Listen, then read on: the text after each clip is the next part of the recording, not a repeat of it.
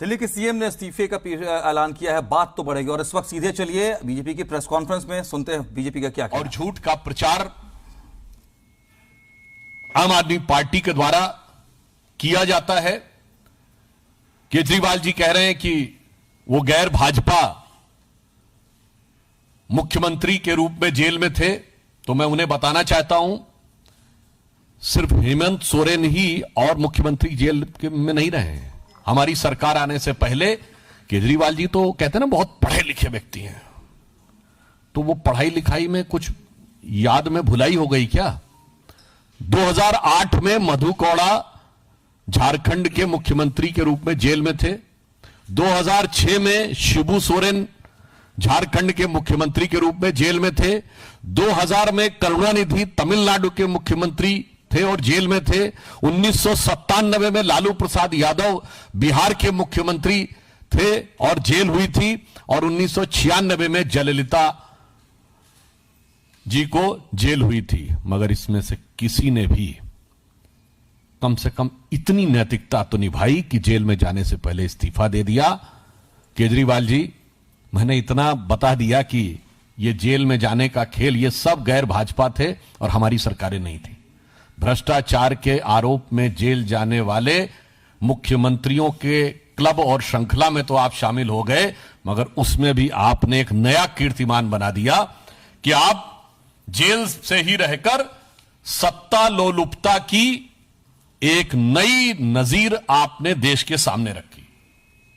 और फिर इतना ही नहीं, जेल से बाहर आकर जिस ढंग की आतिशबाजी हुई, अपनी ही सरकार के जेल से बाहर आकर अपनी ही सरकार के बनाए हुए नियम को तोड़ने वाले भी वो इस देश के पहले मुख्यमंत्री हुए।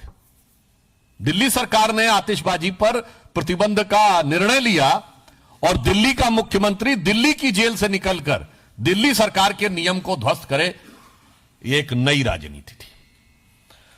और उसके बाद उनकी नई राजनीति कहीं कहीं पर बहुत विडंबनापूर्ण और दुखद भी लगती है। शराब घोटाले में जब इन पे आरोप लगा था तो दिल्ली में दारू का दरिया बहाने वाले लोग महात्मा गांधी की समाधि के ऊपर जाकर शपथ लेने का ढोंग कर रहे थे, जबकि महात्मा गांधी का जो जन्मदिन है 2 अक्टूबर पूरे देश में ड्राई डे होता है। इससे बड़ा मजाक क्या हो सकता है भारत की राजनीति में कि शराब घोटाले के आरोपी गांधी की समाधि पर, और आज भगत सिंह जी से तुलना कर रहे हैं। आपको याद हो पहले भी जब इन लोगों ने भगत सिंह जी की फोटो लगाई थी तो भगत सिंह जी के परिवार की तरफ से भी आपत्ति आई थी। और मुझे लगता है कि शहीद आजम भगत सिंह जैसे लोगों की और जिन लोगों ने देश के लिए बलिदान दिया, उनकी आत्मा जहां भी होगी स्वर्ग में उन्हें बहुत कष्ट हो रहा होगा। ये वही देश है जिसके लिए राणा प्रताप ने घास की रोटी खाई, जिसके लिए रण में कूदी रानी लक्ष्मीबाई, जिसके लिए भगत सिंह ने फांसी गले लगाई, इसलिए कि एक भ्रष्टाचार का आरोपी गुनहगार आज उनके नाम का उपयोग करे। इसके द्वारा एक सजाए याफ्ता मुख्यमंत्री ने, मैं कह सकता हूं कि शहीद आजम भगत सिंह जी की प्रतिष्ठा को धूल में मिलाने का काम किया है। यह आपत्तिजनक है, भर्त्सना योग्य है और पीड़ादायक भी है। फिर मैं पूछना चाहता हूं कि आप बाहर आए हैं तो जेल में रह के तो आपने इस्तीफे की बात की नहीं, बाहर आके इस्तीफा देने की बात क्यों हो रही है? और ये 48 घंटे बाद की बात क्या है? देश और दिल्ली की जनता जानना चाहती है 48 घंटे का राज क्या है, ये 48 घंटे में क्या क्या सेटल करना है। क्योंकि आप देश के पहले मुख्यमंत्री बने हैं जो सर्वोच्च न्यायालय के द्वारा प्रतिबंधित है कि आप कार्यालय नहीं जा सकते, कोई फाइल नहीं साइन कर सकते, जिस मुद्दे में आप आरोपी हैं उस पर बयान नहीं दे सकते। भारत के इतिहास में कोई ऐसा उदाहरण नहीं होगा कि मुख्यमंत्री के ऊपर यह प्रतिबंध हो, उसके बाद भी 48 घंटे किस चीज के लिए चाहिए? सरकारी काम तो कर नहीं सकते, तो कौन सा निजी काम है, कौन सी ऐसी निजी चीज है जिसके लिए आप 48 घंटे की मोहलत मांगने की कोशिश कर रहे हैं? और हम यह भी कहना चाहेंगे, जब केजरीवाल जी ने इस्तीफे की बात की तो हम यह कह सकते हैं कि यह उनके जुर्म का इकबालिया बयान हो गया। यानी आपने मान लिया कि आप पे जो आरोप थे वो इस लायक हैं कि आप पद पे नहीं रह सकते, अर्थात आपके आरोपों की स्वीकारोक्ति है जब आपने त्याग पत्र की बात कही। दूसरी बात, एक और संदेह पैदा होता है कि आप जेल में रह के तो इस्तीफे की बात किए नहीं, बाहर क्यों आके किए? और अब कह रहे हैं कि हम मांग करते हैं कि चुनाव जल्दी कराया जाए। कहीं ऐसा तो नहीं चुनावी दंगल में उतरने की जो बात आ रही है वो आपकी पार्टी के अंदर कोई दंगल हो रहा है जिसकी वजह से आपको लग रहा है आप संभालना मुश्किल होगा? यह त्याग पत्र का विषय की आवश्यकता किस विवशता के साथ आई है? दिल्ली की जनता के मन में प्रश्न है कि त्याग पत्र की आवश्यकता किस विवशता के साथ है, क्योंकि जब वो बात कह रहे हैं तो अपनी चरित्र के अनुरूप वो अनर्गल बात कह रहे हैं। आप दिल्ली के मुख्यमंत्री अभी भी हैं, आपका प्रचंड बहुमत है विधानसभा में। यदि चुनाव चाहते हैं तो कैबिनेट की बैठक बुलाइए, असेंबली डिसॉल्व करके डिसोल्यूशन ऑफ असेंबली रिकमेंड कर दीजिए नए चुनाव के लिए। इसमें मांग क्या करना भाई? जिसके पास 70 में 62 एमएलए हैं वो कह रहे मैं मांग करता हूं कि चुनाव किया जाए। यह मांग अपने आप में दर्शाती है कि उनका किरदार अपने आप में कितना विचित्र हो गया है। इसलिए मैं सिर्फ यह कहना चाहूंगा कि केजरीवाल जी का आचरण,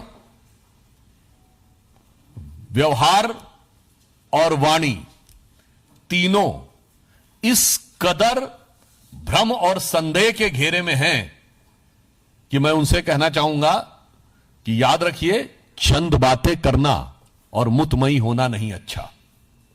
चंद बातें करना और मुतमई होना नहीं अच्छा। सियासत आखिरी दम तक सभी को आजमाती है। बहुत गलती की गुंजाइश नहीं होती सियासत में। जरा किरदार हल्का हो, कहानी डूब जाती है। धन्यवाद। मित्रों, माननीय वीरेंद्र सचदेवा जी से आग्रह होगा कि आपको संबोधित करें।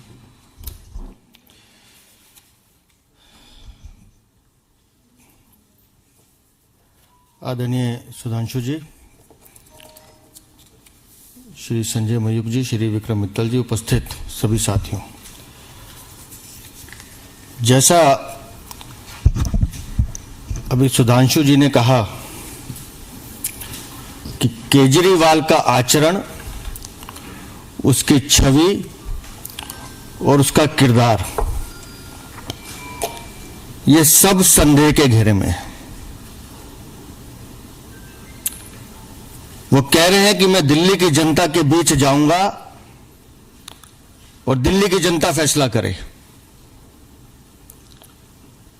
तो श्रीमान अरविंद केजरीवाल, दिल्ली की जनता ने 3 महीने पहले अपना फैसला आपको सुना दिया है। आप खुद दिल्ली की सड़कों पर घूमे थे और आपने कहा था कि जेल के बदले वोट दीजिए, और दिल्ली की जनता ने आपको माकूल जवाब दिया और आपको आपके ठिकाने पे पहुंचा दिया था, सिफर करके भेजा था आपको। तो दिल्ली की जनता तो अपना फैसला सुना चुकी। आज आप बात कर रहे हैं ईमानदारी की, तो मैं गिनाता हूं अरविंद केजरीवाल कि कैसे आपके भ्रष्टाचार ने दिल्ली को दीमक से खोखला कर दिया, भ्रष्टाचार की दीमक से। दिल्ली के 40 से 45 बच्चे लोग अपनी जान गंवा देते हैं आपके भ्रष्टाचार के कारण, क्योंकि आपके भ्रष्टाचार ने नालों की सफाई नहीं की। वो जल भराव में अपनी जान गंवा देते हैं और आप कहते हैं कि मैं ईमानदार हूं। आप भ्रष्टाचार है, इसलिए उन्होंने जान गंवाई।